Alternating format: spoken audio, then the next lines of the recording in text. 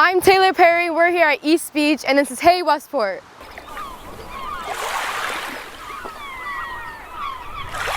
Here I'm standing where 70 years ago, beachfront homes lined the shore before the unfortunate destruction of Hurricane Carol. This year marks the 70th anniversary of Hurricane Carol, a devastating storm that killed 22 people in Westport. The Westport Historical Society is holding an exhibit with a collection of their images showing the impact on the shoreline and harbor. All those homes got twisted up and torn around and torn up and wiped that out. We sat down with Westport resident Richie Earl as he shares his first-hand experience with us. Well, I was about 11 years old, and I lived behind the Westport Point Church.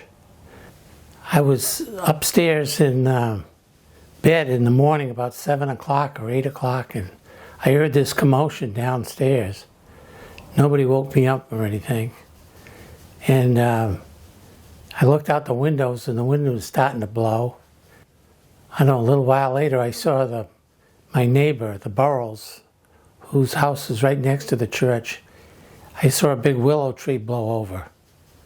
So then I got up and I went downstairs, and there were a bunch of people there, and my father had gotten relatives off the beach. In the afternoon, when the storm had passed, they had martial law on the bridge, the old wooden bridge at the end of Westport Point. So we drove over up that road to the beach, and as soon as we got up to the top of the slope, I saw all white water all the way from the beach club all the way out to 2 Mile Spindle. It was all white water, really rough, crazy stuff. But the storm, it came in the morning, unadvertised, and it caught people by surprise. But my father had relatives. There were a lot of beach cottages with out-of-towners renting, and they didn't have any idea what a hurricane was. So my father went over and got everybody out that he knew, and it blew like hell, and it rained, and trees down everywhere. I would say we were probably without electricity for 2 weeks anyway. So it affected Gooseberry, it affected East Beach, it affected Westport Harbor, the inner harbor, beachfront property, and trees down everywhere. No electricity, so it was different. The exhibit is open on Wednesdays and Saturdays through September 21st. Next up, the Westport Farmers Market if you're looking for local produce and so much more. Let's take a look. We are at the Westport Farmers Market. It takes place every Saturday from early June until I think October 10th is our last market this week. We run from 9 to 1 here at the Town Hall Annex at 856 Main Road. We are a group of vendors that come together every Saturday to bring the best of what we got. So we're actually sponsored by the town, but which brings our costs way down. But to cover our costs, each vendor will pay a weekly fee to be here. For us, every Saturday, it's really fun to see all the repeat customers. People I've gotten to know just by being here, as well as all the other vendors. It's a great spot to come spend some time. It's really fun to watch neighbors connecting, to see people who haven't seen each other for a while, a lot of hugs, a lot of really good vibes.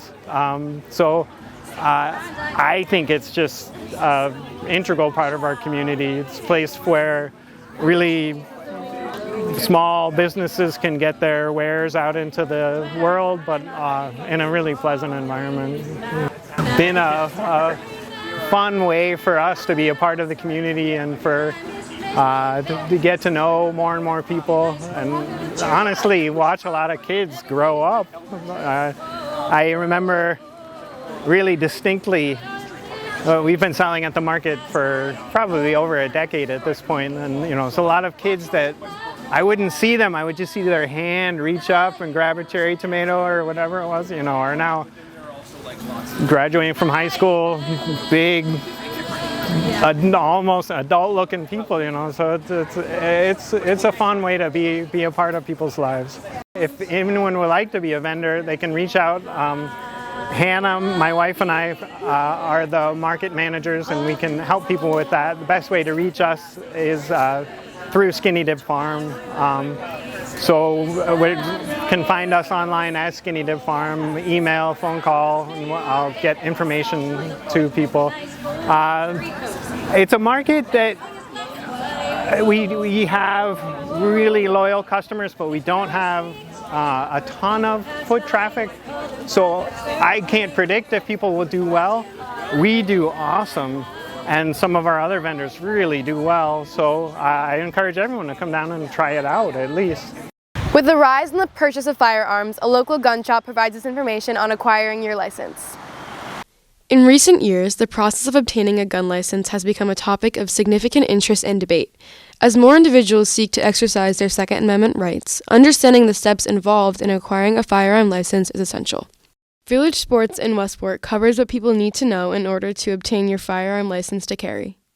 So in Massachusetts, you have to take a class which is certified by the state of Massachusetts in order to get your license. There's multiple firearms instructors in the state of Massachusetts. We offer that class here for $85. If someone wants to take the class, they can go on our website. We have the class right here at our store. The class is roughly 3 hours. We'll go through a slide presentation that's directed by the state of Massachusetts. It talks about multiple topics, including safe storage, suicide prevention, and stuff like that. And then we'll actually handle some firearms. So you'll go through loading and unloading. You can't do any live fire here in the store because you can't do live fire. However, you're able to do loading and unloading of the firearms. So that way there you walk away with some basic knowledge of what the firearm is. Once you've completed the firearm safety class, your next step would be to get an application. The Westport Police Department, on their website, they list everything that you need, and that is the best resource because it does change sometimes. It'll state exactly what you need for letters of recommendation, whether you need references, letters of recommendation, or an appointment. So some state or some cities require an appointment ahead of time. Westport is one of the better cities for the process. For individuals under 21, there still remains an opportunity to legally possess a firearm. So an LTC is for someone over 21. They cost the same exact price, the same exact class.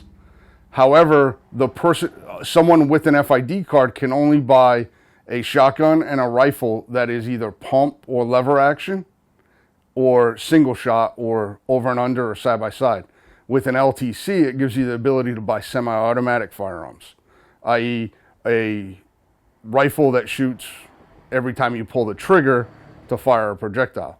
The license to carry also gives you the opportunity to buy pistols and to carry concealed outside of your home. The one thing with the FID card is if you were to buy a lever action rifle in a pistol caliber, you would have some difficulty buying the pistol ammo for that rifle. The Westport Shellfish Propagation Fund buys shellfish to plant in the Westport River at their proceeds benefit. Let's visit Shellstock. We wanted to create an event that the community could come together and could support the Westport River and specifically the Shellfish Gift Fund to buy shellfish for the Westport River. All the money that comes into the Shellfish Gift Fund is then spent on invoices for shellfish to be planting in the river. We do that through planting 5,000 bushels of quahogs that we get from the Taunton River, and then we transplant them into Westport.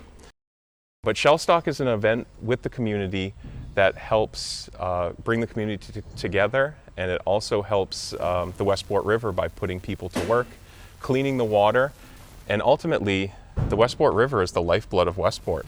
So yeah, it supports a number of commercial fishermen who make their yearly pay on the river, and we wanted to make sure that we had a backup plan in case we had some lean years where we didn't have a lot of money in the Shellfish Propagation Fund through whether it was lease receipts, donations, endowments, and so we wanted to make sure we had some way of keeping the fund growing through the leaner years. And we started out with the idea of Shellstock. This is just a festival that we have an opening band called the River Rats that's going to be playing from 3 to 4, and then from 4 to 7 we have the Funky White Honkies are going to play for the main event. But we want to get people together. We want to serve local food. We have a raw bar, the Gary Sherman Memorial Raw Bar, and we want to have local vendors that come through. And so we want to promote local food, local drink, local band, and a locally good time. So we don't want to go too far. True community event.